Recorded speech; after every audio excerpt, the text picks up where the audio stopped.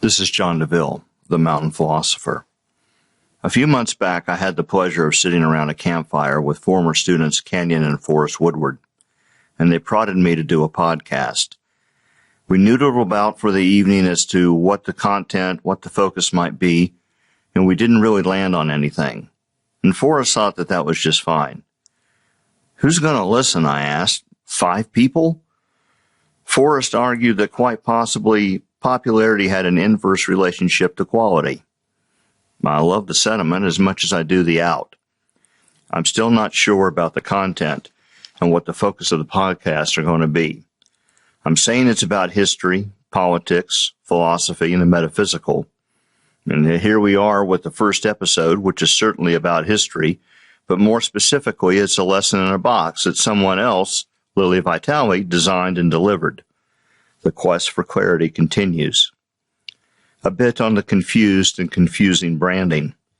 Mountain Philosopher is the name of the podcast, and all the content can be found at mountainphilosopher.org.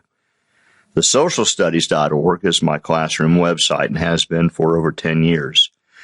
So there you can find history, civics, and philosophy content I've delivered over the years to high school students, as well as for my adult classes in history and philosophy. And Komodo Dragon production will be any Mountain Philosopher content that is co-produced with my friend and colleague, Lili Vitale. A few months ago, Lili sent me this insanely cute YouTube video with a kid named Dylan, who was featured on Julian Shapiro Barnum's YouTube channel, Recess Therapy, where Julian interviews young children and shares their sense of wonder and joy. Dylan, talking about his favorite animal, the Komodo dragon, went viral to the tune of 3 million plus views. Not sure how old Dylan is, and that's not important. What is important is that Dylan can see the magic. Dylan can be magic. He can live in magic. And that's what childhood can give us, a sense of magic. And not in some purely mental state, but in an experiential state. Children can intermittently live in magical worlds. In that sense, that capacity to experience magic is programmed away from us because it doesn't serve dominant economic and cultural systems, its profiteers and masters. Most of us succumb most of the time to the programming. But Dylan, seeing the magic of the Komodo dragon, he restores the mythical to a dragon, a creature that we come to learn that he believes can, quote-unquote, eat a people. Dylan brings us into the magical, courtesy of the interviewer Julian Shapiro Barnum. Julian seamlessly enters Dylan's magical world and then in turn invites us in. That's the joy and hope that can be found in the magical. Our topic for the first episode is eugenics, the dark side of American progressivism. And while there certainly is an enjoying the topic, perhaps we can find some hope in the fact that when the students came face to face with the documents, they demonstrated tremendous empathy. We saw that their hearts were hardened and remained a dwelling place for the magical and the transformative. Perhaps it's the power of the Blue Ridge Mountains. All the show notes you need for the lesson can be found at mountainphilosopher.org. I hope you enjoyed the show, and Lili and I would love to hear how the lesson went in your classroom.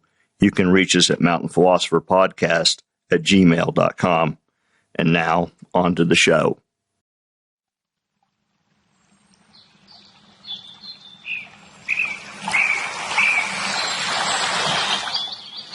Welcome to the Mountain Philosopher.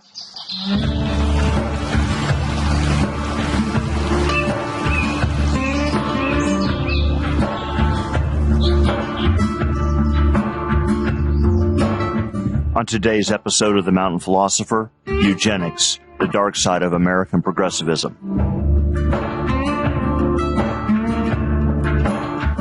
This episode is produced in conjunction with the socialstudies.org.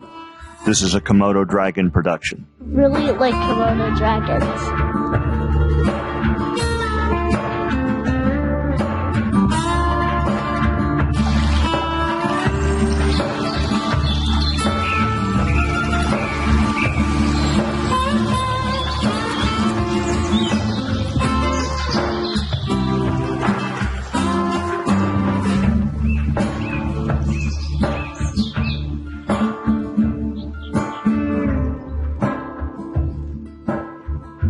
This is episode 1 of The Mountain Philosopher, a podcast that delves into spirituality, American culture, politics, education, philosophy. And we don't really know what we're doing, but this is episode 1 and we're going to give it a shot here. And I'm fortunate to be joined here on St. Patrick's Day with my friend and my co-teacher, Lili Vitale. Lili, welcome to Mountain Philosopher. Thank you for having me. My pleasure. Lili developed this incredible lesson on eugenics, put hours into creating the lesson, curated tons of primary source documents, put a lot of thought into it, created a set of questions that goes along with the primary source documents, and then delivered the lesson here in class a few weeks ago. And it went over very well. And I think the students really got a lot out of the lesson. And after doing the lesson and wanting to do some sort of a podcast, we talked about putting the lesson into the podcast. And so if you're a classroom teacher here in North Carolina or anywhere in the United States and you want to do a lesson on eugenics, then you've tuned into the right podcast, because in the show notes, we will have all the primary source documents that you need to print out or push out in your Google Classroom for the lesson, along with the guided questions that Lili developed for the students. And you can take this lesson very easily and push it out there. So this is kind of like a Blue Apron episode right here, where you can listen about the topic and kind of get a handle on the primary source documents on your way into work or after school one afternoon, and you can turn around and deliver the lesson the next day. The lesson is designed to be executed in a single 90-minute block, but you can divvy it up or cut it or add to it however you wish, whatever works for you in your classroom. But we're going to go ahead and do a deep dive here into eugenics. Deep dive. And it's a good one. So we've got Lili here to walk us through this lesson and walk us through eugenics. Let me start off with just a basic question here. What the heck is eugenics? Well, I would say it's just the categorization of people that don't offer any benefits of capital. They don't offer people wealth. They don't offer them social capital. And so they're not deemed important in society. And we want to remove their ability to be involved or included in society. We want to ostracize them from society, whether we sterilize them, institutionalize them, or however that's deemed possible. Okay, so there's obviously a racial racist component to eugenics. And when we talked about this, and when you delivered the lesson, you divvied up eugenics into from what as near as I can tell, into 5 separate categories. You talked about the justification for eugenics. Mm-hmm. You talked about how institutionalization promoted the goals of eugenics. You talked about how marriage and racial purity laws promoted the goals of eugenics. You talked about the immigration restrictions that the United States puts into place in the 1920s and how that furthers the aims of eugenics. And then finally, you talked about sterilization. So when I think about eugenics and taught it in the classroom for over 2 decades, I only think about sterilization. So let's go ahead and talk about the justification. And you came across an anthropologist, and we were talking about this earlier in doing the show prep. This anthropologist actually kidnapped another human being and brought that human being to the United States for the 1904 World's Fair. Do I have the facts right on that? Multiple human beings, but we cover one named Otabanga. Before we get right into Otabanga, my case with doing the 5 stations was putting a human being at the forefront of each of these stations.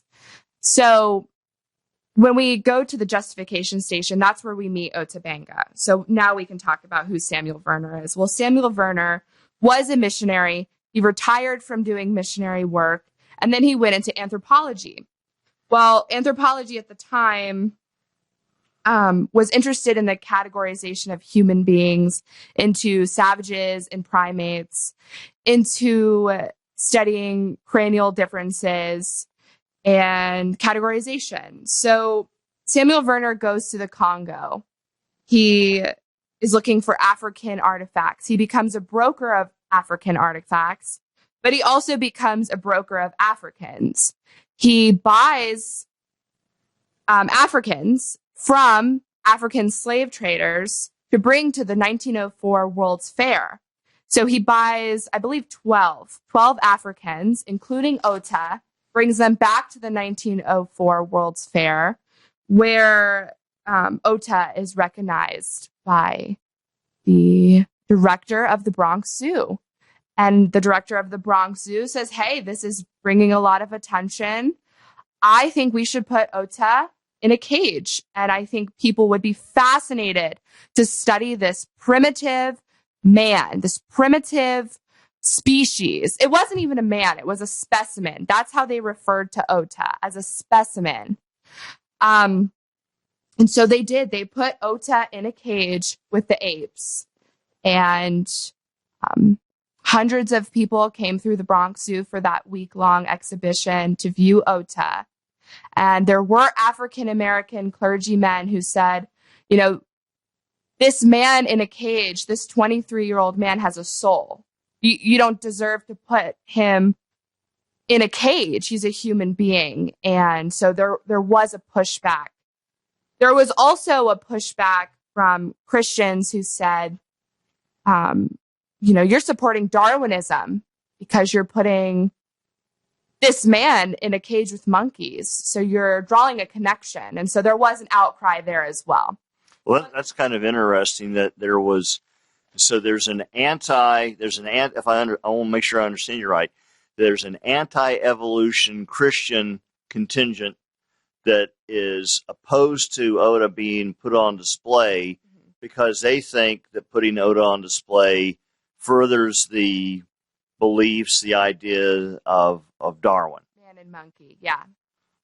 So showing Ota's behaviors alongside the apes is just furthering that idea.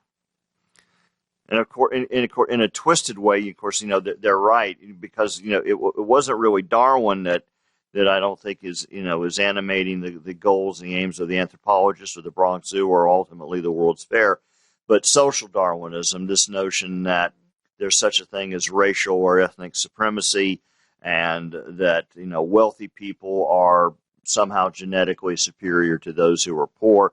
The ideas that are animating social Darwinism that is impacting American policy both domestically and certainly informing, justifying a lot of our imperial acts. So how does Ota get from the Bronx Zoo to the World's Fair? Well, he goes opposite way. Okay. So he goes from the World's Fair to the Bronx Zoo. Okay. 1904 to 1906 is when he's in the Bronx Zoo. And you included Ota in this story, and again under this category of justification. Is it just that there were things like this happening in the country at the time, or that are going to go on, that are basically kind of putting out this general narrative of white supremacy, of racial categories, of racial hierarchy that are going to go on later to be used as justification for eugenics? Or is there a direct connection, or is it more of an indirect connection? In the primary source documents, we show the students a tree guide that has different, skulls. And so these skulls were supposed to represent different populations around the world. Of course, this is pseudoscience. This is not real, but it was to show that, Anglo-Saxon skulls are at the tippity top of this tree, and that's what we should be aiming for. And so these people were being used to show that we can do better as a society and move upwards. So I'm curious, before we move on past the World's Fair and the Bronx Zoo and Ota being used as a sideshow and justification for future eugenic actions and policies, Do you happen to know what happened to Oda? Yeah, so before Oda came to America, before he was captured by African slave traders, his whole family was massacred. His whole village was massacred under the order of King Leopold II. And because of this, Oda was out on a hunt. So when he had come back from the hunt, he was sold to African slave traders and then exchanged hands to Samuel Werner, and then he got to America. So about 10 years pass after the incident at the Bronx Zoo, and I think he gets factory work, if I remember reading correctly. Well, Ota builds a ceremonial fire, and he takes off the caps on his teeth that were placed there by Samuel Werner. His teeth were shaved down ceremonially in his village, and they were capped so they wouldn't scare the patrons. So he takes those caps off and he shoots himself in the heart. I think he was in his early 30s. Man, what a story. What I want to do right now, Lili, is I want to share with our listeners you interacting with the students here on Station 1, which specifically dealt with Ota.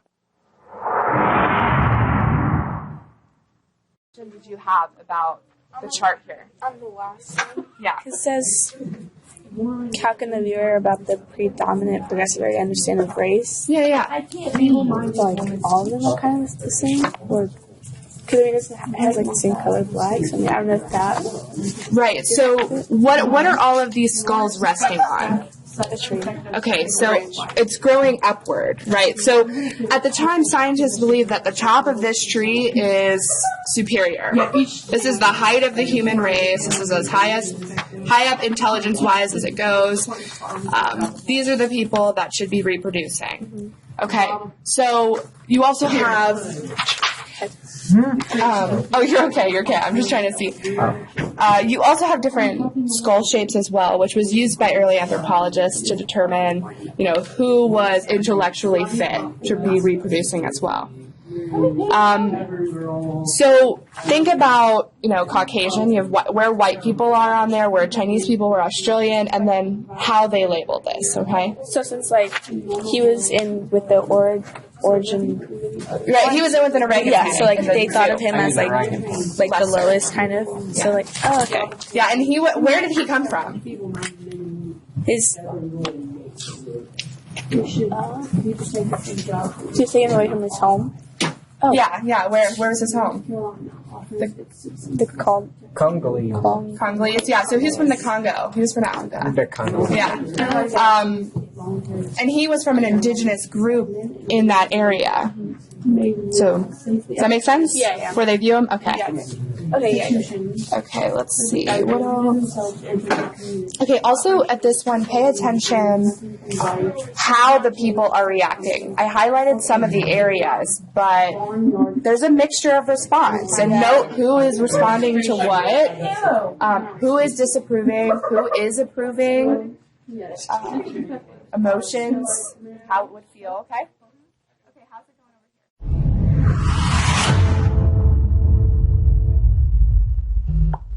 So we're moving on to institutionalization. If you could talk to the folks here about how institutionalization played into the whole scheme of eugenics. So here we meet a young woman named Emma Wolverton, who also has the name Deborah Kallikak in the history books.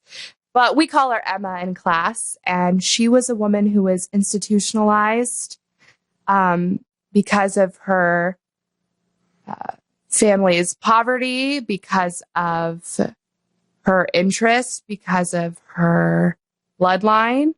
And all of these factors put her in a woman's working home. And she spent her whole life there. I believe she died in her 80s, and she had lived there that entire time. And why she put in the home? She was put in the home for multiple reasons. Some scientists, progressive scientists, had come in early and started testing her. They said she was feeble-minded and that she needed to be put into this home. And there was also a myth that her American patriot great-grandfather, slept with a tavern woman, and she's a descendant of that tavern woman. And so her blood is tainted. And, that's where the feeble-mindedness comes from. But she was really just from a poor family.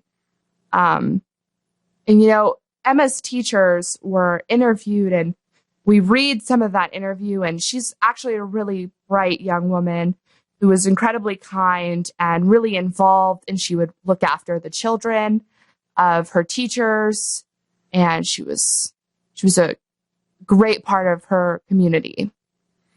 Well, why is it? It seems to me like you could argue that putting her in an institution was an act of kindness if she's feeble-minded. I mean, why was this a bad thing? That justification took away her humanity. She didn't get a choice to live outside of the institution. She didn't get a choice to not take care of other kids. She didn't get a choice to have her own kids to take care of if that's what she chose to do. Well, let me interrupt you. Based on what you read about this woman, would she have been able to take care of herself? Would she have been able to raise children? I don't think that's anybody's call. But I would say that from my views, not that it matters, that she was very well equipped to do so. She was taking care of her school teachers' children, and they loved playing with her, and she would put on plays, and she would make their costumes and their props, and she had great energy. And, I'm not a mother myself, so I don't know the qualities of motherhood, but I think she was demonized for her family's role in the community and for what was that? What was her family's role? Her great grandfather, maybe cheating on her great grandmother, or his different interactions, or another family member's different interactions. This whole myth around her lineage that's passed on to her. She's totally undeserving of it, and it deprived her of humanity. And she still had such an amazing attitude. And the way that school teachers wrote about her and her community wrote about her when she passed away, when she was 80, it's just beautiful, but it's still incredibly hard to see because she was deprived of things that she shouldn't have been deprived of because of her class, I would argue. Now, I want to make sure that I'm not straying too far off or at all from the truth.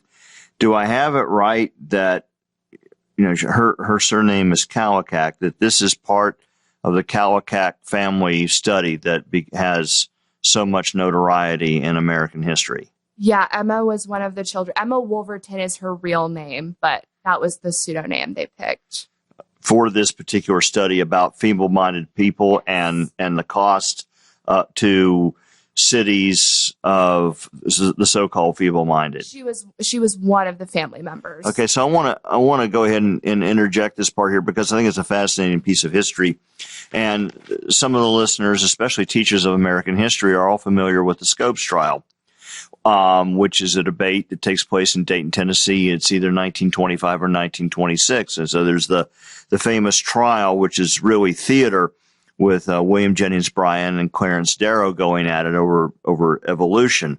What tends to be left out of that story is the textbook that the students of Tennessee were using. In fact, it was the #1 textbook in the United States at the time, and that was Hunter Civic Biology. Now, I want the listeners to consider that we're taking biology and we're laying it alongside notion of civics. And so in that textbook is this Kallikak study. And the argument that is made in Hunter Civic Biology that this one particular family cost the taxpayers thousands and thousands and thousands of dollars over the generations. And so there's an implicit argument that something must be done to stop these people from reproducing. And so you see it there, that social Darwinist argument in Hunter Civic Biology, and we can see that argument playing out in a more material form with with Emma Wolverton being basically incarcerated in an institution because of who her grandparents and great grandparents were.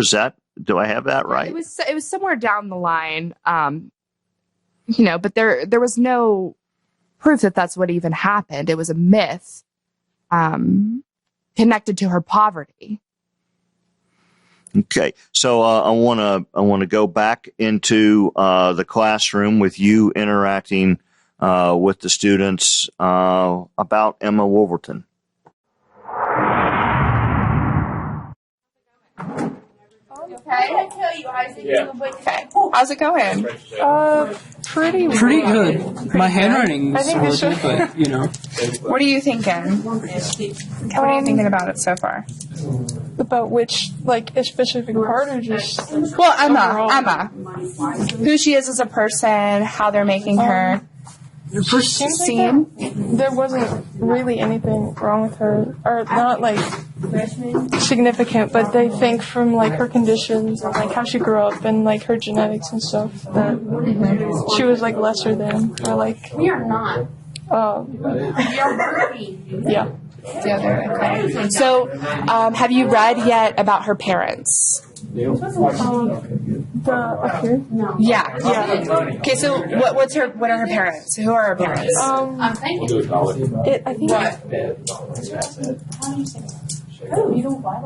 So her mom was... her mom got dismissed when she was pregnant with her, and her dad was unknown, and I'm pretty sure said her grandparents were also disabled. I think. Okay.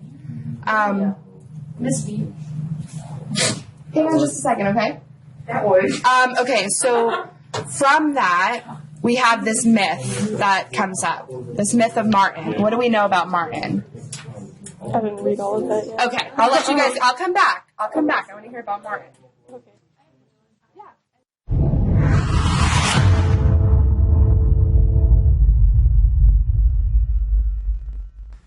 Okay, so station number 3 was about marriage and racial purity laws, and that was Virginia that you focused on? Yes. Okay. And so I just, we're going to move because I want to make sure we get down to sterilization, because I think when we think about eugenics and sterilization, so maybe we go through stations 3 and 4 here a little bit more quickly. Yeah, but when I say racial purity, we're talking about laws that are designed to prevent quote unquote miscegenation. Do I have that right? Yes. Okay, and that existed in Virginia, these anti-miscegenation laws, all the way up to the Loving case, which there's actually a recent movie about, and that's the 1960s, 1970s that these anti-miscegenation laws were still on the books. I believe so. Yeah. So again, you can go straight to the documents and you can take a look at the documents that deal with the racial purity laws of Virginia. But suffice it to say, that's another tool in the toolkit to maintain this perverse notion of racial supremacy, and push the ideas of eugenics. We'll move on from there to immigration restrictions. Can I add one little part to Of course you can. With the primary documents in that station as well, the students can really interact with how communities were split apart under these laws as well. So they really attach to that idea. So that's something a teacher could. Well, when we did prep for this about a week and a half ago, and and that was an idea that did strike me, that notions of race are not intrinsic, that they are imposed upon us. And if I understood what you said, and also what the students were reflecting back to you, is that the people in these quote unquote communities, and it was the students who actually used those term community. Yeah, that wasn't in the documents. They came up in the documents, and I didn't say it beforehand. Which is very interesting to me, that they're gravitating towards this notion that, maybe is really the key to, getting us out of our current polarized state is this notion of community. But the people who lived in these quote unquote communities were of different ethnicities, of different racial backgrounds, right? Right. And they got along fine, right? And then here came the progressives with their categories and their public policy, and it's the categories and the public policy that shattered the cohesiveness of the community. Is that right? They couldn't eat meals together anymore. They couldn't go to church services together anymore. And, a student brought that up to me. They said, that really ruins a community when you can't eat together. And I was shocked that they had brought that up. And I was really amazed that they did as well, because I thought that was a really good point. And so I wanted to highlight that. It's a poignant observation and also tragic. So the next station we've got is immigration restrictions. And again, my understanding of immigration restrictions, we have a Chinese Exclusion Act. There is the gentleman's agreement with Japan for them not to send us any more immigrants. But basically, from the 1870s up to 1920, anybody who wanted to come to the United States, regardless of their ethnicity, regardless of their religious background, could come here. Is that's your understanding? Yeah. Okay. But something happens here in the 1920s. And so I'm going to talk just a second, because I just happened to teach this in the unit in the 1920s, that we have these different waves of nativism that overtake us in American history. And one of those periods is the 1850s. And another one of those periods is the 1920s, the period immediately after World War I. And I can put it into the show notes. We dramatically curtail not just the number of immigrants that can come into the United States, but we heavily prescribe which ethnic group can come in. So Russian Jews, good luck getting into the United States after 1924. Polish Catholics, good luck getting into the United States after 1924. The only people that we have like an unlimited number of folks who can come in after 1924 are Canadians and Mexicans. It's basically anybody from Latin America, but in 1924 we're primarily talking about Mexico. So cheap labor can come in. But again, the point, if we look at the contents of the Immigration Act in 1924, which is going to be the primary American immigration law until 1965. So it's a 41-year-old law. That's its lifespan. There are all these racial and racist components to that immigration law. Is there anything else in that particular station that you would like to add? Nothing really too substantial. I would say that station focuses on how workers at Ellis Island, doctors at Ellis Island in 1911 were really connected with the Eugenics record office and how this led to policy in the 1920s. So the primary documents show that as well. Okay, so we're going to listen to you interacting with the students one last time here.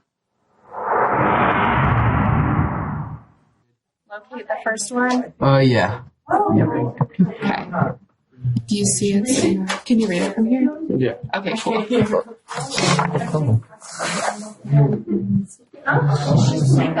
Okay, so this is the immigration station. So be thinking about federal policy. Okay, what individuals were able to do, how they were able to influence the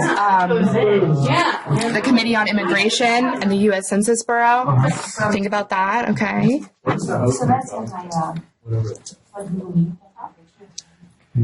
those federal public health employees are in the first box of the top. So they were the ones doing the inspections at Ellis Island. And they decided whether or not they were worthy of coming into the country based on... Right. Like if they thought they were inferior to, inferior stock. Okay, so it's like what we talked about in the beginning of class. Yeah. Okay. And so how were they able to influence policy, do you think? Because they could pretty much choose. If they thought that, they could have said that there was something wrong with them when there wasn't actually anything wrong with them, just because they didn't want them coming into the country. They didn't want them coming. Okay, that's a good point. And And that's exactly what ended up happening. I'll let you keep reading so you can get to the other questions. Okay.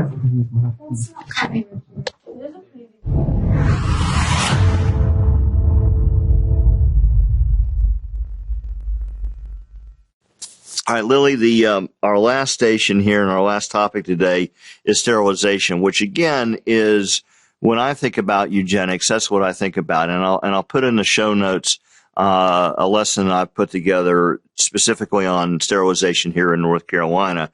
But again, you kept turning over rocks and finding things that I never heard of in my life. And I'm going to give you three things here.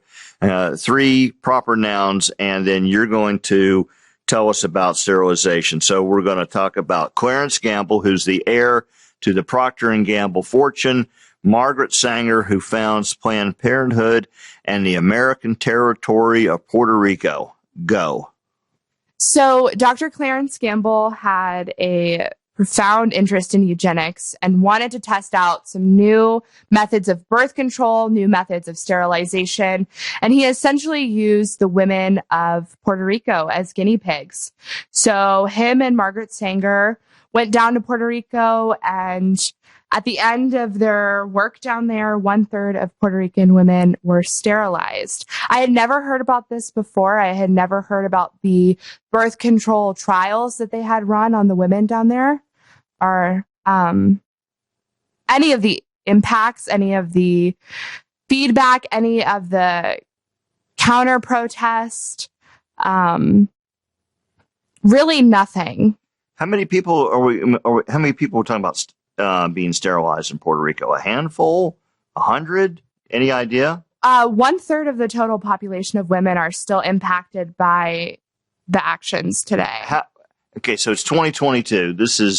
We're talking about something that happened like a century ago. How could 1/3 of the Puerto Rican women in 2022 be impacted by something that happened a century ago? Let's keep this simple here. What were Sanger and Gamble's goals? What were they trying to do in Puerto Rico? Why were they in Puerto Rico? They're trying to I would argue that they're trying to make birth control more accessible in America. So they were testing different options for birth control. And they're not going to test it on white women in America. So they're finding a different population where they can use them as guinea pigs. So they picked Puerto Rican women. Okay, so so let me make sure I've got my facts straight. So it's not so much, did they do sterilization of Puerto Rican women? They did sterilization as well, yes. But okay, so it's a dual program. Yeah. There's a sterilization program, and then there's also we're going to use the Puerto Rican women as non-consensual, non-informed volunteers in lab experiments to test the efficacy and the safety of new birth control procedures. Do I have that right? Yeah, and yes, and it was based off of the work that Gamble had been doing in North Carolina on sterilizations. So that's where it moves from North Carolina to Puerto Rico when they start testing these new birth controls. And there's some other actors involved as well, some other doctors. This is not just Clarence Gamble and Margaret Sanger, but those are two of the biggest names that I think people may recognize, and two that stood out to me as well. And two that stand out to me particularly because of how Planned Parenthood is lauded today. And I think there's a sacrifice there that Puerto Rican women did not give consent to be tested on, to have these birth control methods tested on them, and they paid for that. And because of that today, women have access to these options, and they can give consent to have these options. And the history books ignore them for the most part, and we remember women like Margaret Sanger instead of these Puerto Rican women. So we should remember Margaret Sanger, but we also need to remember the women of Puerto Rico who... I'm sorry. It's okay. Go ahead. I think we remember Margaret Sanger, but not in the light that she is remembered. I think we we put the spotlight on the Puerto Rican women who were not able to give consent. And we just stick with that. That's fair enough. Anything else that you would like to add about the lesson as far as how it went over, or thoughts for anybody who is considering teaching this lesson in class? I'll just say that I was nervous to teach certain things, like showing a young African man in a cage in, a rural, predominantly white classroom. I didn't really know how that would come across. But I was blown away by the empathy, by the thoughtfulness, by the interactions, by the wonderful feedback. And I don't think these things go over their heads. I think they can be really connected with this information. And I think seeing a person, seeing Emma, seeing Ota, seeing the stories of the Puerto Rican women at the forefront maybe made them feel more connected. And so I wouldn't be fearful of these intimidating stories, but run to the stories of the oppressed and not so much the opposite way around, which is how we hear it in the history books. There's absolutely no better way I think we could end podcast number 1, episode number 1, than with those considered remarks. So the challenge is out there. The work, the heavy lifting's been done. The documents have been curated. The questions are out there. All you need to do is print them out and push it out to your classroom and have the discussion. And as Lili said, run towards the hard questions and have the tough discussion, and have some faith in these young people that they can handle this, and they can handle it with a tremendous amount of maturity and a tremendous amount of empathy. And hopefully then we become a more empathetic nation going forward. So I want to thank Lili again for joining me and for doing this killer lesson here, and wish everybody, hope everybody had a happy St. Patrick's Day, and we'll see you the next time on the Mountain Philosopher.